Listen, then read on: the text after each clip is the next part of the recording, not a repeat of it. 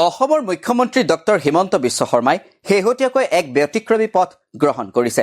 তেওঁ চৰকাৰী ঘোষণাসমূহো ফেচবুক লাইভত কৰিবলৈ লৈছে। মুখ্যমন্ত্ৰীগৰাকীৰ বাবে এয়া নিশ্চয় গণসংযোগৰ এক মাধ্যম হ'ব পাৰে। কিন্তু বিতৰ্কৰ আৰম্ভণিও তাতে।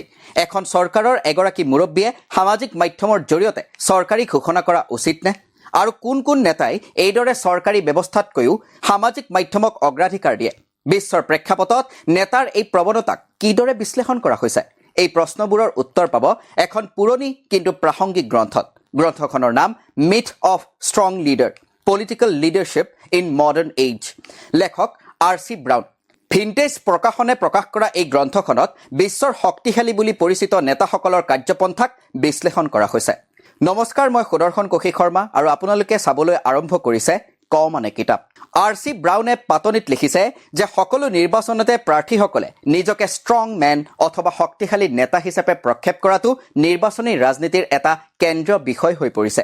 তেওঁ উদাহৰণ দিছে 2016 চনৰ আমেৰিকাৰ ৰাষ্ট্ৰপতি নিৰ্বাচন আৰু 2017 চনৰ ব্ৰিটেইনৰ নিৰ্বাচনৰ। সেই নিৰ্বাচনত ডোনাল্ড ট্ৰাম্পে নিজকে আন্তঃৰাষ্ট্ৰীয়ভাৱেও শক্তিশালী নেতা হিচাপে প্ৰক্ষেপ কৰে, কিন্তু ৰাষ্ট্ৰপতি হিচাপে ট্ৰাম্পৰ প্ৰৱেশৰ লগে লগে হোৱাইট হাউচত জোকাৰণি উঠে। খুব কম দিনৰ ভিতৰতে হোৱাইট হাউচ ত্যাগ কৰে গৰিষ্ঠ সংখ্যক বিষয়াই। আনহাতে ডোনাল্ড ট্ৰাম্পে তেওঁৰ সকলো নীতি ঘোষণা কৰিবলৈ মাধ্যম হিচাপে বাছি লয় টুইটাৰক। ট্ৰাম্পৰ এই কাৰ্যকলাপক প্ৰমাণসিদ্ধ নোহোৱাকৈ সিদ্ধান্ত গ্ৰহণৰ প্ৰৱণতা আখ্যা দিছে লেখকে। কোৱা হৈছে যে আমেৰিকাৰ ৰাজনীতিত যি কৰ্তৃত্ববাদী চৰিত্ৰ আৰম্ভ হৈছিল তাৰ উদ্যোক্তা আৰু হিতাধিকাৰী দুয়োটাই আছিল ডোনাল্ড ট্ৰাম্প। এই পাতনিতেই কোৱা হৈছে যে যিসকল নেতাই নিজকে ষ্ট্ৰংমেন বুলি ভাবে তেওঁলোকে জনমোহিনী আঁচনিত গুৰুত্ব দিবলৈ গৈ সংখ্যালঘুসকলক অপমান আৰু ভাবুকি প্ৰদান কৰে। এই প্ৰসংগত দাঙি ধৰা হৈছে ভাৰতৰ প্ৰধানমন্ত্ৰী নৰেন্দ্ৰ মোদীৰ উদাহৰণ। পাতনিৰ শেষত R.C. ব্ৰাউনে কৈছে, আমি চিন্তা কৰা উচিত যে এটা গণতান্ত্ৰিক ব্যৱস্থাত আমি এজন মানুহৰ ওপৰত আশা কৰা বা তেওঁক সকলো ডাঙৰ সিদ্ধান্ত গ্ৰহণ কৰিবলৈ অনুমতি দিয়া উচিত নে? যেতিয়া এজন ব্যক্তিয়ে অকলেই সকলো ক্ষমতা হস্তগত কৰে তেতিয়াই আটাইতকৈ গুৰুতৰ ভুল হোৱাৰ বাটো মুকলি হৈ পৰে, যিয়ে দেশত বা সমাজত চৰম অৰাজকতাৰ সৃষ্টি কৰে। সমগ্ৰ বিশ্বৰ সংসদীয় গণতন্ত্ৰ কিদৰে ৰাষ্ট্ৰপতি আৰ্হিৰ হৈ পৰিছে, দলৰ প্ৰতি নিষ্ঠা হ্ৰাস পাইছে, একক নেতৃত্বৰ গুৰুত্ব বৃদ্ধি পাইছে, সেই বিষয়ে সবিশেষ আলোচনা কৰা হৈছে মিথ অফ দি ষ্ট্ৰং লিডাৰৰ পাতত। লগতে বিশ্বৰ বিভিন্ন বিপ্লৱৰ উত্থান ঘটা নেতাৰ চাৰিত্ৰিক বৈশিষ্ট্যকো তন্ন তন্নকৈ বিশ্লেষণ কৰা হৈছে এই গ্ৰন্থখনত। R.C. ব্ৰাউনে এই গ্ৰন্থখনত একক নেতৃত্ব নে সমূহীয়া নেতৃত্ব অধিক উপযোগী সেই বিষয়েও বিস্তৃতভাৱে আলোচনা কৰিছে।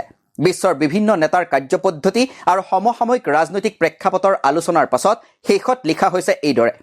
সংসদীয় গণতন্ত্ৰত এটা প্ৰৱণতা লক্ষ্য কৰা যায় যে শীৰ্ষ নেতাসকলে আচলতে যিমান কাম কৰে তাতকৈ তেওঁলোকক বেছি কৰ্তৃত্ব দিয়া হয়। নিৰ্বাচনী বিজয়ক ভুলকৈ কেৱল এজন নেতাৰ সফলতা বুলি দেখুওৱা হয়।